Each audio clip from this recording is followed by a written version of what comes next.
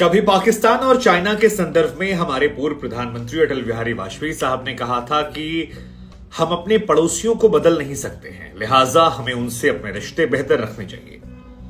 देखिए, पाकिस्तान के साथ भारत के ताल्लुक जो हैं वो बेहतर नहीं हुए, लेकिन हमारा एक और पड़ोसी है श्रीलंका।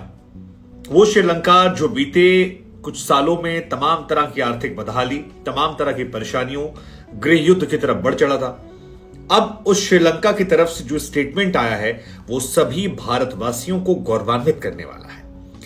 श्रीलंका ने कहा कि भारत ने श्रीलंका की जिस तरह से मदद की उस तरह से कोई नहीं करता है, कोई अपना भी नहीं करता है। भारत की वजह से उनके देश में खून खराबा नहीं हुआ।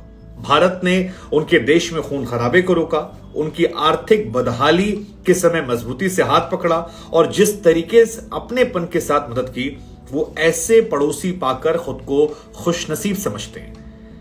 वो ये कह रहे थे कि भारत ने न सिर्फ लोन दिया बल्कि इस तरह से चीजों को सॉर्ट आउट किया कि श्रीलंका अगले 6 महीने अपने पैरों के दम पर चल सका। श्रीलंका को लोन देने के बाद उस पर प्रेशर भी नहीं बनाया और अगले 12 सालों के लिए उस लोन को रिस्ट्रक्चर किया। साथ ही इंटरनल पॉलिटिक्स में भी जिस जिस जगह पर जहां जहां मदद हो सकती थी वो भारत ने की और अब हम तहे दिल से भारत को थैंक यू कहना चाहते हैं। एक बहुत अच्छा, हम आपको जानकारी के लिए बता दें कि श्रीलंका के संसद के स्पीकर यापा अर्धवना जो हैं वो भारत के प्रति आभार जताते नजर आए और कहा कि भारत श्रीलंका के तमाम पड़ोसियों में सबसे ज्यादा भरोसेमंद देश है। जब श्रीलंका में आर्थिक संकट हो रहा था तब भारत ने रक्षा की।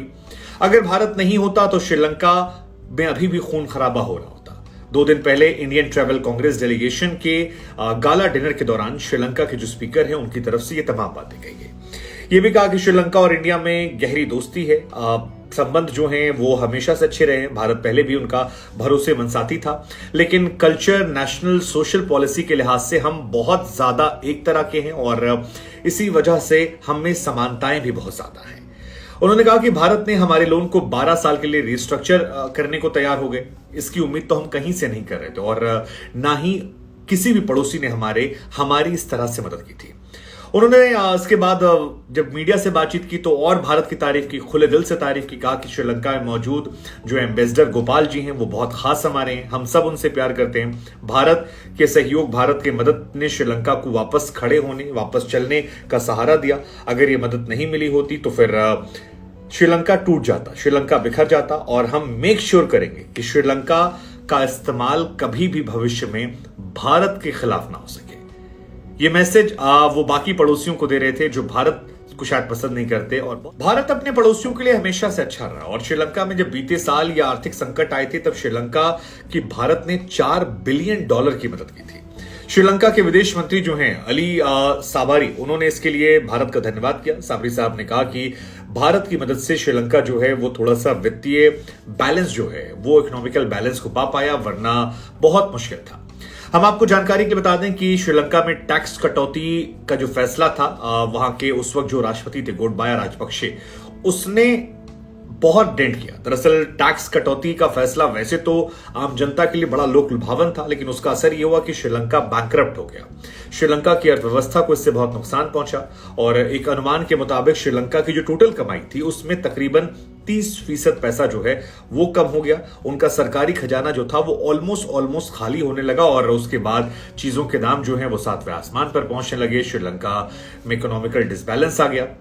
1990s में श्रीलंका में जीडीपी का जो हिस्सा, कमाई का हिस्सा 20% था, वो 2020 में यानी 30 साल बाद कम हो गया और वो कम होकर केवल 10% रह गया।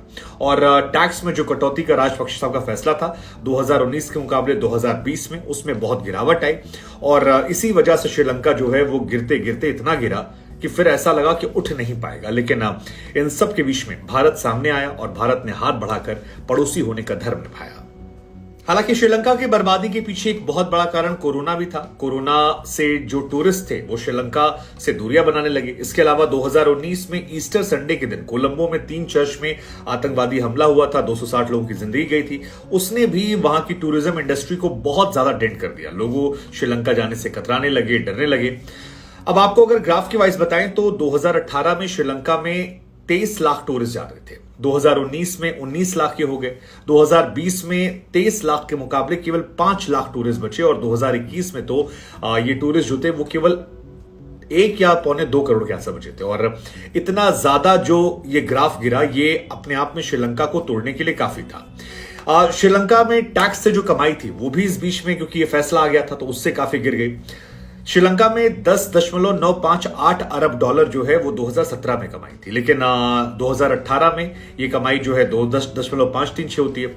फिर 2019 में जब वो फैसला लेते हैं गोडपक्षे साहब, तो ये हो जाती है 9 अरब डॉलर के आसपास। लेकिन इस फैसले का जब अगले साल असर होता है, तब कीमत जो आती है वो 6.5 अरब डॉलर के आसपास। और 6.5 अरब डॉलर जो है वो एक ऐसा अमाउंट है जो श्रीलंका को परेशान करने वाला है, श्रीलंका को तोड़ने वाला था। और उसके बाद 2022 में तो ये और ज्यादा गिर जाता है, और इसी के बाद श्रीलंकाई आवाम जो है वो सड़कों पर आती है।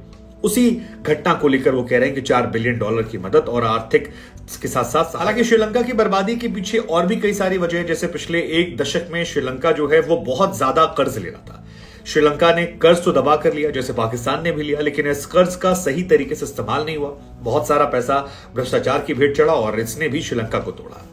2010 के बाद श्रीलंका पर लगातार विदेशी कर्ज जो था वो बढ़ता जा रहा था। श्रीलंका ने अपने कर्ज जापान, चीन और भारत जैसे देशों से लिए थे, और खासतौर पर चीन से जो कर्ज था उसने बहुत नुकसान पहुंचाया। 2018 से लेकर 2019 के बीच में जो वहां प्रधानमंत्री थे रानिल विक्रमसिंघे, उन्होंने एक उनका पोर्ट है हम्बनटोटा पोर्ट, उसे चीन को 99 साल की लीज पर दे दिया। तो ऐसी जो नीतियां बनाई गई, ये उनके पतन की शुरुआत हो जाती हैं और चीन को बहुत ज्यादा डेंट करती है। इसके अलावा world bank, Asian development bank जैसे ऑर्गेनाइजेशन जो थे, उनसे बहुत सारा पैसा लिया। इंटरनेशनल मार्केट से बहुत सारा पैसा जो है वो चीन ने लिया। 2019 में डेवलपमेंट बैंक ने श्रीलंका को जुड़वा घाटे की अर्थव्यवस्था कहा था। जुड़वा घाटे का मतलब है कि राष्ट्रीय खर्च जो है वो राष्ट्रीय आमदनी से ज्यादा होना, और ये भी तमाम चीजें जो है उनको परेशान करने वाली थी। श्रीलंका की एक्सपोर्ट से जो आय होती है वो तकरीबन 12 अरब डॉलर है, लेकिन व्यापार घाटा जो उनका है वो 10 अरब डॉलर का है, क्योंकि इंपोर्ट से उनका खर्च तकरीबन 22 अरब डॉलर आता है। तो विदेशी मुद्रा की कमी हुई, जिसकी वजह से चीजें महंगी हो गई, और 2 साल में विदेशी मुद्रा भंडार 70% गिर गया, महंगाई 50% के ऊपर दर पहुंच गई। श्रीलंका बर्बाद होने वाला था, लेकिन तब भारत आया, भारत ने मदद की, आंतरिक हालात को सुधारा, कर्ज दिया और कर्ज की लीज बढ़ाई, जिसका थैंक यू।